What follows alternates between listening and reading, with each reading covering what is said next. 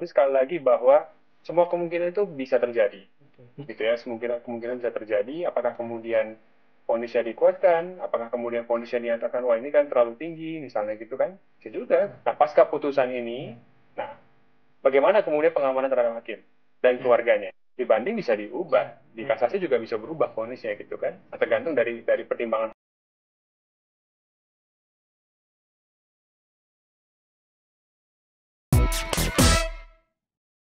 Halo Sobat Medcom, ketemu lagi di Newsmaker, obrolan hangat one on one bersama saya, Alfa Mandalika. Kejutan besar, vonis mati Verdi Sambo, kemudian hukuman 20 tahun Putri Chandrawati, serta vonis 1 tahun 6 bulan Richard Eliezer. Dianggap memenuhi rasa keadilan publik, setelah sebelumnya publik merasa tidak puas dengan tuntutan jaksa. Publik menilai hakim tak mempan gerakan bawah tanah.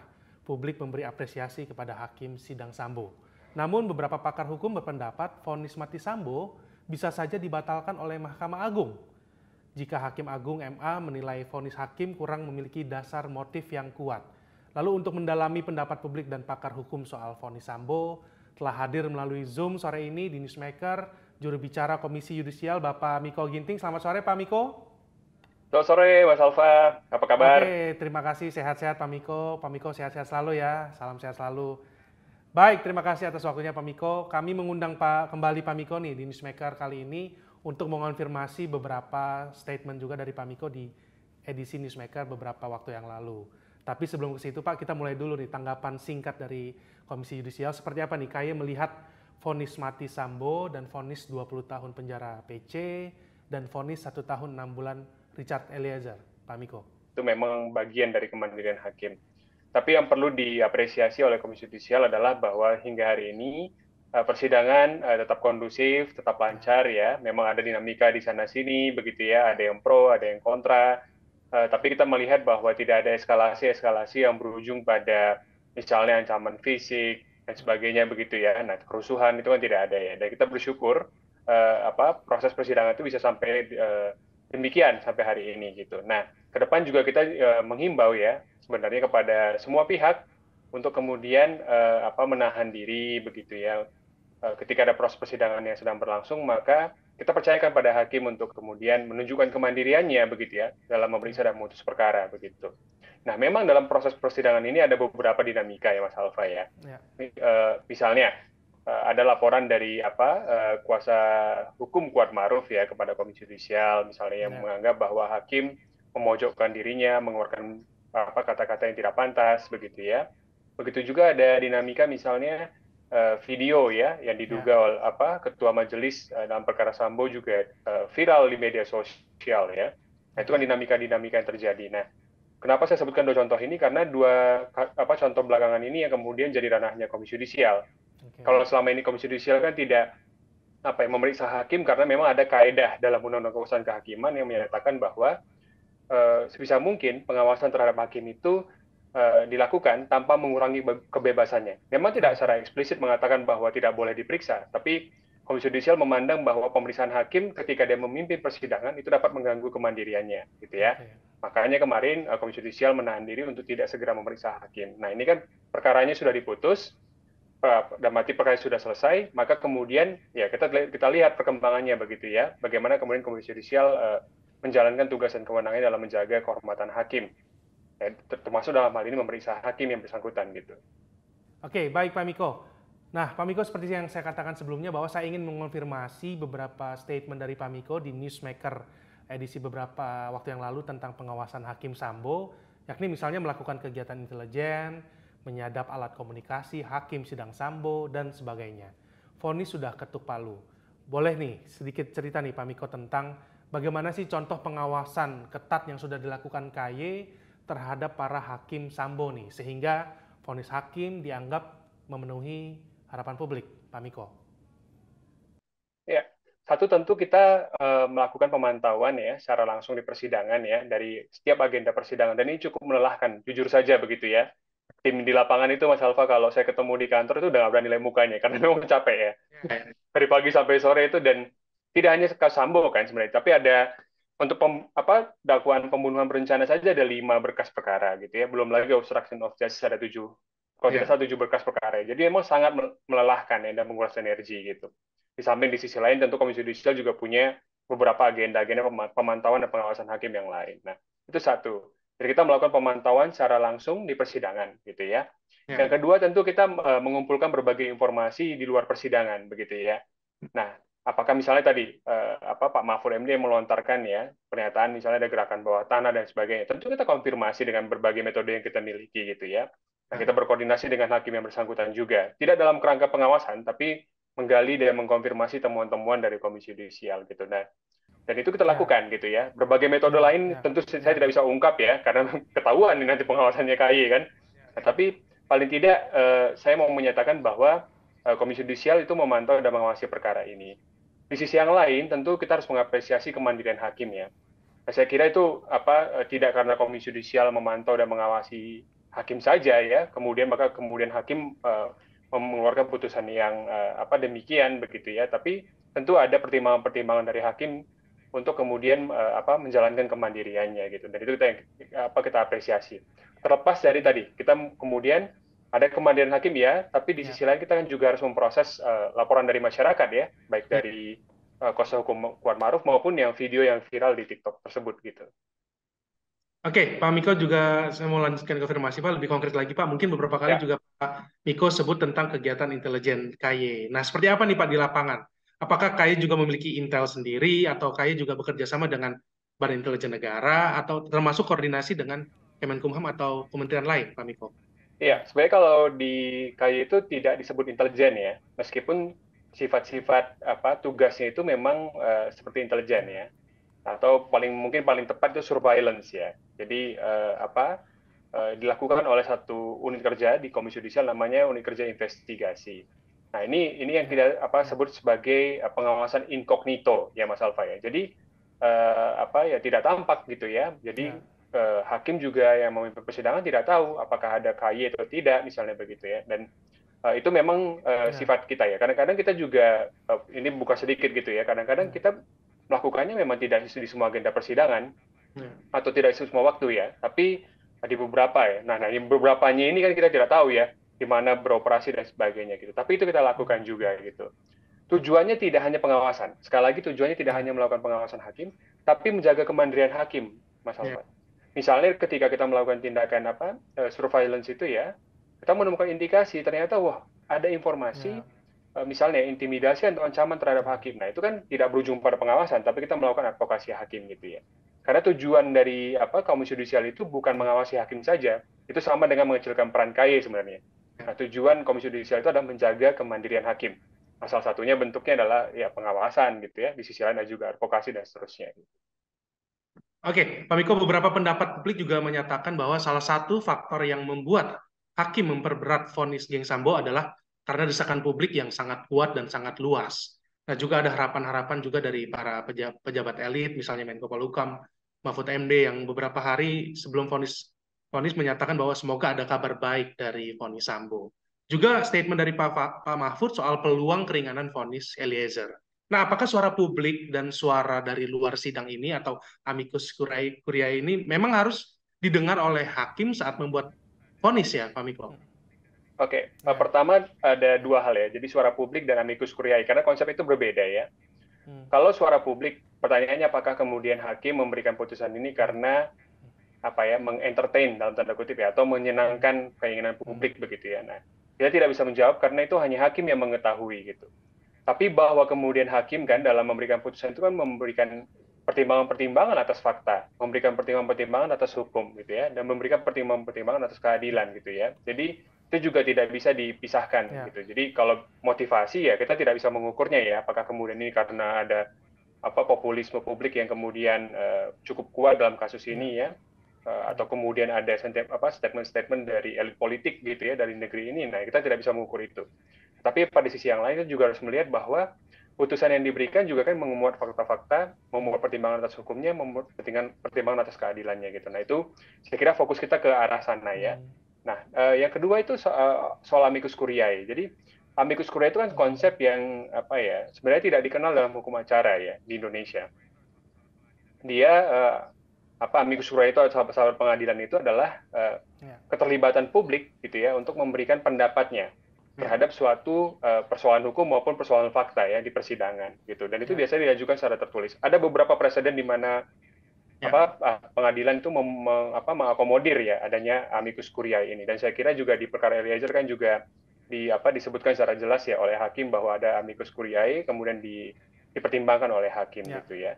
Dan karakternya memang tidak diatur dalam hukum acara karena dia sebuah mekanisme di peradilan non hukum acara sebenarnya ya. Jadi dan itu karakternya amicus curiae itu. Jadi saya kira itu juga sah-sah saja karena dalam beberapa presiden hakim kan juga memuat ya atau mengakomodir pertimbangan itu. Nah, lebih sah lagi kan masyarakat untuk mengajukan gitu kan. Kalau masyarakat mau mengajukan amicus curiae ya untuk membela siapa dan sebagainya itu hak dari masyarakat gitu. Bahwa kemudian dipertimbangkan oleh hakim, nah itu lain soal gitu ya. Nah, kembali lagi saya kira kalau motivasi ya soal apakah memang ini untuk pleasure public populism gitu ya. Nah, itu hanya hakim ya yang mengetahui hal tersebut gitu. Tapi kalau kita berfokus bahwa ini ada fakta-fakta yang dipertimbangkan oleh hakim, ada hukum yang dipertimbangkan oleh hakim dan ada keadilan gitu. Oke, Pak Miko, kita sedikit bergeser tapi masih terkait konfirmasi wawancara kita sebelumnya, yaitu pengawasan hakim. Dalam Newsmaker sebelumnya, Pak Miko membuka wacana yakni strategi randomisasi penunjukan hakim agar tidak ada gerakan bawah tanah seperti analisis Menko Polhukam Mahfud MD. Nah, apabila Verdi Sambo dan Putri Chandrawati tidak terima vonis hakim Pengadilan Negeri Jakarta Selatan, lalu mengajukan banding ke Pengadilan Tinggi Provinsi DKI Jakarta, seperti apa nih strategi pengawasan KY atas Pengadilan Tinggi tempat banding Sambo nantinya? Oke, pertama isu randomisasi ya atau wacana randomisasi majelis itu kan muncul di Mahkamah Agung pasca kejadian atau tindakan tangkap tangan ya oleh KPK terhadap 2 orang hakim agung ya dan pengembangannya ya berupa penetapan tersangka terhadap 2 orang hakim agung dan kemudian beberapa hakim justisial lalu juga beberapa ya pegawai di Mahkamah Agung gitu ya. Nah, saya kira kita perlu konfirmasi ya sebenarnya ke Mahkamah Agung apakah itu sudah dijalankan atau tidak gitu ya. Tapi wacana itu memang muncul dan sepanjang pengetahuan saya itu memang masih terbatas di Mahkamah Agung gitu. Nah, kalau hukum acaranya kan yang menunjuk majelis itu adalah ketua pengadilan. Ya. Dalam praktiknya tidak selalu ketua pengadilan, misalnya ada wakil ketua pengadilan yang kemudian bisa menunjuk majelis begitu ya. Nah, itu yang pertama. Jadi memang yang perlu dipastikan adalah hakim-hakim yang ditunjuk, yang dipilih untuk menyidangkan perkara ini, nantinya juga hakim-hakim yang berintegritas dan kredibel gitu ya, sehingga kemudian bisa saya tidak berpretensi untuk apakah putusannya harus menguatkan putusan pengadilan tingkat pertama atau kemudian memihak kepada terdakwa dan sebagainya, itu bukan ranah KY gitu ya, tapi kemudian memastikan bahwa hakimnya kemudian mandiri, hakimnya kredibel, hakimnya independen itu menjadi tugas Komisi Yudisial. Itu yang pertama. Yang kedua yang saya kira perlu diketahui oleh publik adalah sifat pemeriksaan ya perkara di pengadilan tingkat banding maupun kasasi ya maupun peninjauan kembali di Mahkamah Agung. Sekalipun tingkat banding dan peninjauan kembali kan memeriksa atas fakta kan. Nah, tapi pemeriksaannya itu tidak seperti di pengadilan negeri yang kemudian dapat dihadiri oleh masyarakat secara luas. Gitu. Nah, asasnya memang pemeriksaannya tetap terbuka, sidang terbuka untuk umum. Gitu ya, kecuali misalnya perkara-perkara yang melibatkan kesusilaan, keamanan negara, anak dan seterusnya gitu. Nah, ini kan perkara ini kan tidak memenuhi klausul-klausul itu. Jadi memang dia sifatnya harus terbuka untuk umum. Nah, sekalipun terbuka untuk umum, persidangannya tidak lazim untuk dihadiri oleh masyarakat gitu, secara luas gitu ya. Jadi partisipasi publik untuk datang ke persidangan, melihat persidangan itu dapat dinyatakan minim sekali, gitu ya, untuk mengatakan tidak ada gitu ya. Nah, ini tentu menjadi satu titik juga kalau di pengadilan tingkat pertama ada atensi publik yang sangat ramai, media terutama yang hadir dari waktu ke waktu di persidangan. Nah, di pengadilan tingkat banding maupun di Mahkamah Agung tidak seperti itu, gitu. Nah, ini kita coba rumuskan juga ya model-model pengawasannya seperti apa. Karena selama ini pun Komisi Yudisial kan juga terbatas ya untuk kemudian menghadiri persidangan-persidangan pada tingkat banding maupun tingkat kasasi gitu. Nah, itu kita coba akan koordinasikan dengan Mahkamah Agung ya. Apalagi ada wacana selain randomisasi ya majelis Mas Alfa, ada juga wacana dari Mahkamah Agung kan baru-baru ini untuk menyiarkan secara terbuka ya Oke.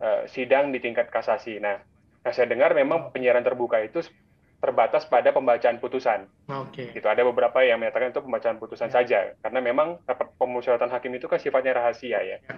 Nah itu, ini coba kita rumuskan secara lebih intens dengan Mahkamah Agung ya. Bagaimana kemudian kalau memang publik tidak bisa hadir seperti pengadilan tingkat pertama ya dalam perkara ini, nah paling tidak ada beberapa lembaga negara ya, terutama misalnya Komisi Yudisial itu yang diberi mandat untuk melakukan pengawasan ya juga bisa hadir Ya. misalnya dalam beberapa agenda persidangan. Tentu kita tidak meminta semuanya juga, tapi paling tidak publik mendapatkan ketenangan lah kira-kira gitu ya. Begitu juga para terdakwa sebenarnya mendapatkan ketenangan bahwa perkaranya akan diputus secara mandiri dan independen gitu. Oke, Pak Miko, kita bergeser lagi dari Pengadilan Negeri Jakarta Selatan dan Pengadilan Tinggi DKI Jakarta. Sekarang mungkin skenario-nya seperti Sambo dan PC kalah lagi dibanding Pengadilan Tinggi, lalu mengajukan kasasi ke Mahkamah Agung. Nah, salah satu mantan Hakim Agung Mahkamah Agung Profesor Gayus Lumbun sempat menegaskan bahwa vonis mati Sambo sebenarnya tidak dilengkapi penjelasan motif oleh hakim, padahal MA sangat memandang penting soal motif.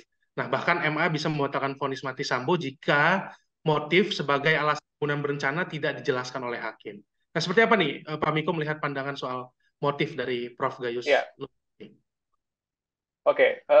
Tentu saya tidak berpretensi untuk kemudian mendiskusikan vonisnya ya, karena itu memang bagian dari Kemendagri hakim. Tapi kalau dari ranah keilmuan sebenarnya ya, persoalan apakah motif itu perlu diuraikan, perlu dibuktikan, nah itu banyak sekali kutub perbedaan pendapatnya gitu. Ada satu sisi pendapat yang menyatakan bahwa ya motif harus dibuktikan. Ya. Tapi ada juga misalnya penganut pendapat yang menyatakan bahwa tidak perlu ada motif. Motif itu adalah misalnya dalam konteks pembunuhan berencana ya dia sebagai unsur pembangun dalam pembunuhan unsur berencananya misalnya begitu ya. Jadi saya kira pendapat Prof Gayus ya itu mewakili satu kutub ya dari melihat motif apakah perlu dibuktikan atau tidak gitu ya. Tapi kan ada juga pendapat-pendapat yang lain gitu. Jadi saya kira ini memang nanti kita lihat lah ya proses di kasasi gitu. Sekali lagi gini, kalau di tingkat banding dan tingkat pertama ya pengadilan negeri dan pengadilan tingkat pengadilan tinggi itu ya itu kan memeriksa atas fakta ya. Jadi apakah memang perbuatan itu terjadi, fakta-faktanya seperti apa, nah masih bisa sebenarnya. Tapi kalau atau kita sebut dalam bahasa hukum itu biasanya iudex faksi ya.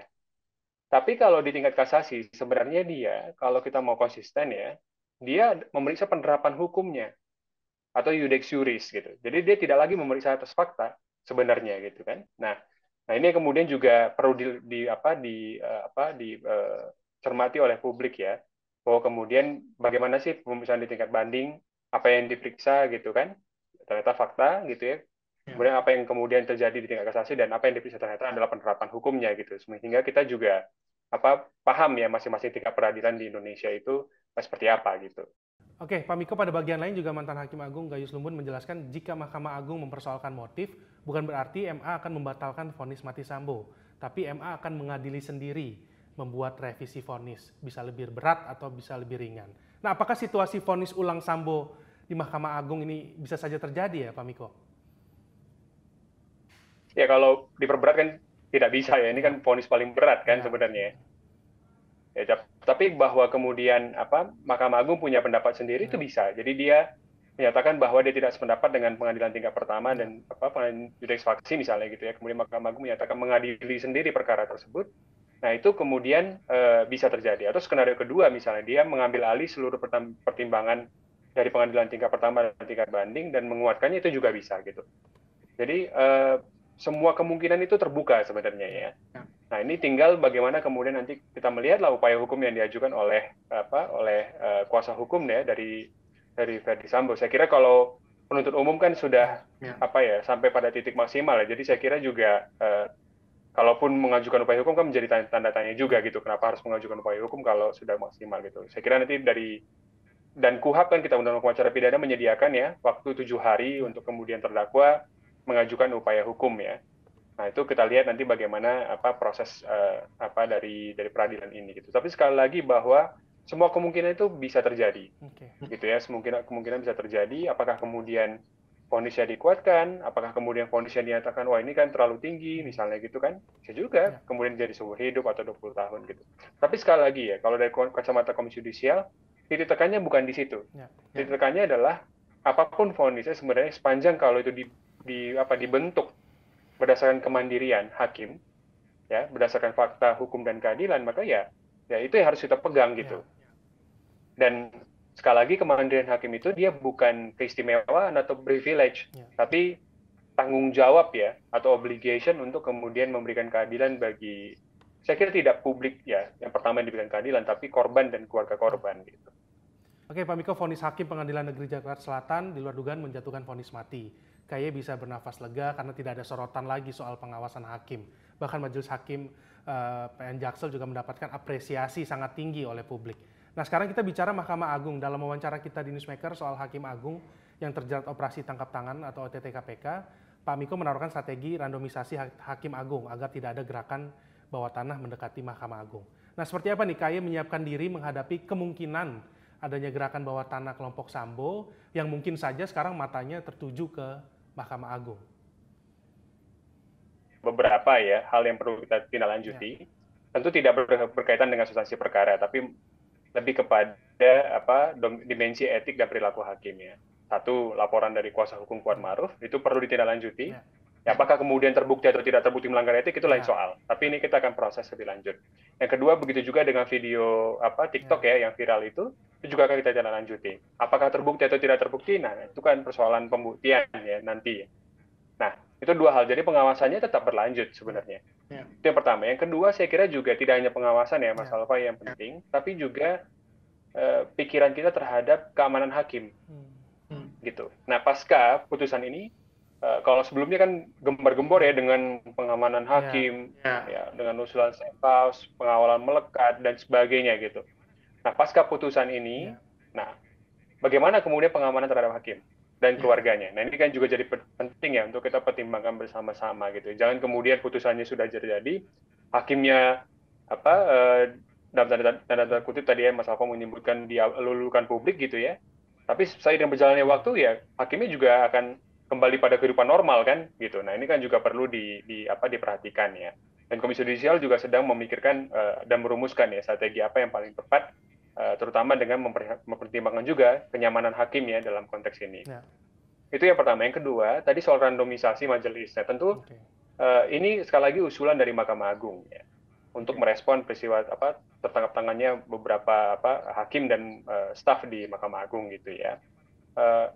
Saya kira yang paling penting adalah begini, tidak hanya soal randomisasi ya. Kalau randomisasi itu kan pemilihan majelisnya, itu titik awal ya gitu. Tapi kemudian setelah majelis terpilih kan juga perlu dilakukan pengawasan ya. Dan pengawasan itu dilakukan tidak hanya oleh Komisi Yudisial, tapi juga oleh Mahkamah Agung gitu. Nah, ini yang saya kira juga penting dilakukan tentu saja. Nanti kita lihat dulu bagaimana siapa hakim yang dipilih, kan belum ada upaya hukumnya juga kan, jadi belum ada majelis yang dibentuk gitu. Nah, tapi kalau majelisnya sudah dibentuk, tentu kita yang pertama kita lakukan adalah mengakses dulu majelis hakim ini profilnya seperti apa dan sebagainya gitu ya. Yang kedua yang kita lakukan adalah melakukan komunikasi dengan hakimnya. Karena begini Mas Alfa, kadang-kadang dalam konteks ya perkara-perkara yang melibatkan aparat penegak hukum, terutama aparat kepolisian gitu ya. Nah, kita tidak bisa kemudian menghadirkan solusi yang di luar daripada persetujuan atau konsen daripada hakimnya. Gitu. Misalnya kita ajukan ambil contoh ya, safe house misalnya gitu. Nah, safe house itu kan tidak dilakukan oleh Komisi Yudisial, tapi kita koordinasikan, kita fasilitasi dengan aparat penegak hukum. Dalam hal ini kepolisian gitu. Nah, bisa jadi kan sebenarnya aparat kepolisian yang mengelola safe house itu tidak punya kepentingan apapun. Tapi kan bagi hakim ini kan, wah ini jangan-jangan orangnya siapa? Ini orangnya siapa? Misalnya gitu kan. Bisa jadi seperti itu. Nah, itu yang saya kira penting juga ya, dimensi aspek persetujuan atau konsen daripada hakim ini untuk kita merumuskan strategi-strategi pengamanan ya terhadap hakim. Tapi terlebih penting memang adalah tidak hanya keamanan fisik, tapi kemandirian. Itu juga sangat penting ya, supaya hakim memeriksa perkara ini ya hanya berdasarkan fakta, berdasarkan hukum dan keadilan gitu. Tidak lain daripada itu. Oke, Pak Miko, sebelum vonis hakim ingkrah, maka vonis mati masih belum bisa dieksekusi. Jika Sambo dan PC banding dan kasasi, maka vonis mati yang final atau ingkrah mungkin masih lama. Nah, dalam Undang-Undang KUHP yang baru saja disahkan Januari lalu, eksekusi hukuman mati dilakukan 10 tahun sejak vonis. Jika terpidana menunjukkan perbuatan baik, maka bisa saja dibebaskan. Nah, Undang-undang KUHP ini akan berlaku efektif tahun 2026 atau 3 tahun dari sekarang. Nah, jika proses banding dan kasasi Sambo berlangsung hingga 2026 saat KUHP berlaku, apakah Undang-Undang KUHP ini berlaku bagi Sambo? Atau artinya Sambo punya peluang bebas meski nantinya vonis mati sudah ingkrah, Pak Miko? Ya, sebenarnya pertanyaan itu harus dijawab oleh perumus KUHP ya, baik dari pemerintah maupun DPR maupun ya pakar-pakar yang kemudian terlibat dalam KUHP gitu. Dan dimensinya itu memang dimensi eksekusi ya. Eksekusi itu namanya juga eksekusi Mas Alfa ya. Itu kan di eksekutif sebenarnya ya. Nah itu yang saya kira domainnya bukan di Komisi Yudisial ya, tapi di untuk undang-undang gitu. Nah tapi yang paling penting juga saya kira bahwa vonis mati ini dan bagaimana kemudian keberlakuannya ke depan gitu ya. Nah itu tidak hanya soal KUHP sebenarnya kalau kita mau lihat ya kan. Sebenarnya banyak juga yang bisa tadi upaya hukum misalnya yang disebutkan Mas Alfa ya. Jadi sebelum jauh ke KUHP gitu, di upaya hukum ini juga sebenarnya bisa berubah gitu kan.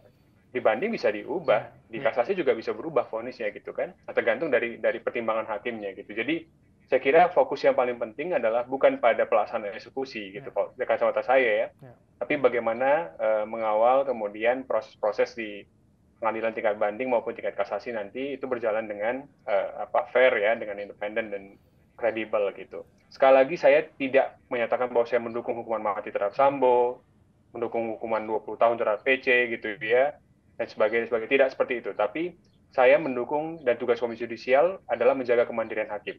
Apapun putusan yang akan diberikan, itu adalah paling tidak yaitu dijadikan yang dijadikan basis adalah kemandiriannya gitu. Nah, itu yang menjadi tugas Komisi Yudisial. Bukan berarti hanya putusan, bukan substansi dari putusan tersebut, tapi kemandirian hakim. Gitu. Oke, Pak Miko sebagai closing statement nih, Pak Miko, apa yang bisa KAI janjikan nih kepada publik sehingga publik tenang mengikuti proses hukum Sambo, mulai dari pengadilan negeri, pengadilan tinggi hingga Mahkamah Agung, terutama jaminan KAI mengawal vonis Verdi Sambo dan vonis 20 tahun PC ini sampai selesai gitu.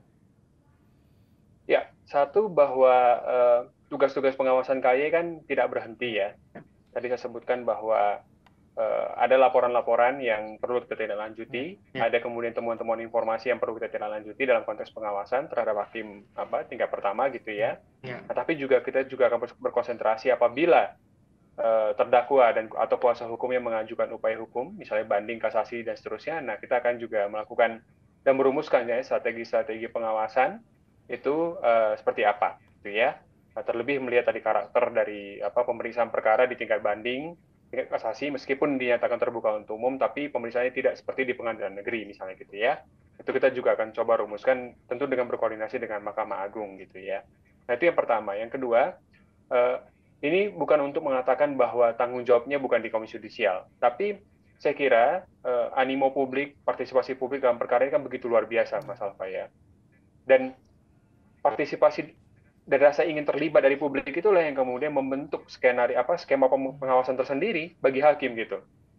Jadi kalau animo publiknya tetap bertahan ya, endurance-nya tetap bertahan sampai dengan nanti perkara ini inkrah gitu kan.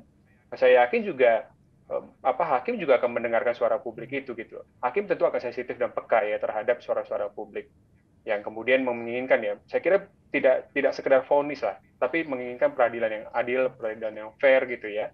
Saya kira juga hakim akan peka terhadap situasi itu. Nah, tapi sekali lagi saya mau mengatakan bahwa partisipasi publik ini bukan menyatakan bahwa ya ini tanggung jawab publik, bukan. Ini sama seperti anekdot gini nih, tanggung jawab bersama gitu. Itu kan sama dengan tidak ada yang bertanggung jawab karena sama-sama semuanya tanggung jawab gitu kan. Nah, enggak seperti itu. Tanggung jawab utamanya ada pada lembaga negara seperti Komisi Yudisial.